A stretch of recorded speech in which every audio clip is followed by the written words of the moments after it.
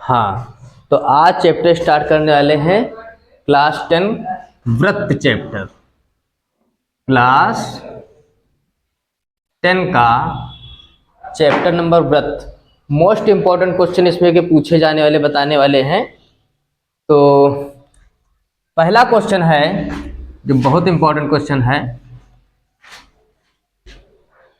कह रहा है यदि 5 सेंटीमीटर त्रिज्या वाले एक वृत्त, तो पहले आपको 5 सेंटीमीटर त्रिज्या का एक वृत्त बना लेना है। 5 सेंटीमीटर त्रिज्या का एक वृत्त के बिंदु P पर,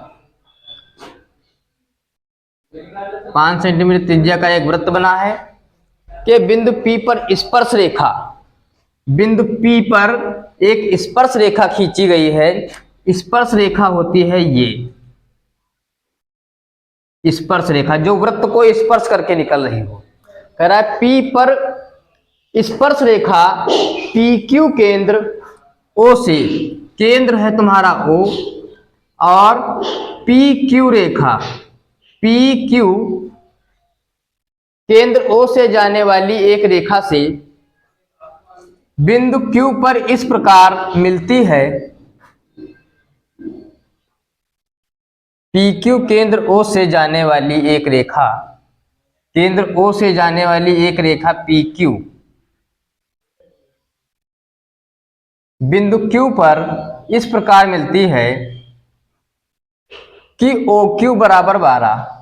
OQ बराबर कितनी है? 12। OQ दिया है 12 सेंटीमीटर। तो PQ की लंबाई बताओ। PQ की लंबाई ज्ञात करनी है,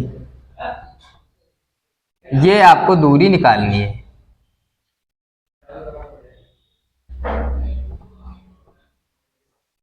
तो PQ की लंबाई ज्ञात करने के लिए क्या करोगे, हमको इसमें लगाना पड़ेगा कर्ड वाला फार्मूला। तो जहां पर स्पर्श रेखा करती है उसको कहते हैं 90 डिग्री। जहां पे स्पर्श कर रही हो रेखा और त्रिज्या बनी हो, वहां पे जो कोण बनता है वो तुम्हारा 90 डिग्री का होता है। कितने डिग्री का? 90 डिग्री का होता है। और 90 डिग्री के सामने वाली जो भुजा होती है वो होती है कर्ड। तो इसका मतलब कर्ड दी हुई है हमको 12। ठीक है, कर्ड वाला फार्मूला हमारा होता है कर्ड स्क्वायर बराबर लंब स्क्वायर प्लस आधार का स्क्वायर। अब देखो त्रिज्या दी थी 5 सेंटीमीटर, ये तुम्हारी क्या हो जाएगी, इसको आधार मान सकते हो या फिर लंब मान सकते हो।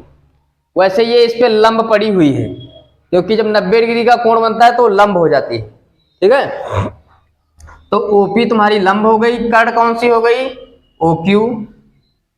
तो OQ का स्क्वायर बराबर लंब कौन सी है, OP। OP का स्क्वायर प्लस आधार कौन सी है, PQ। PQ का स्क्वायर।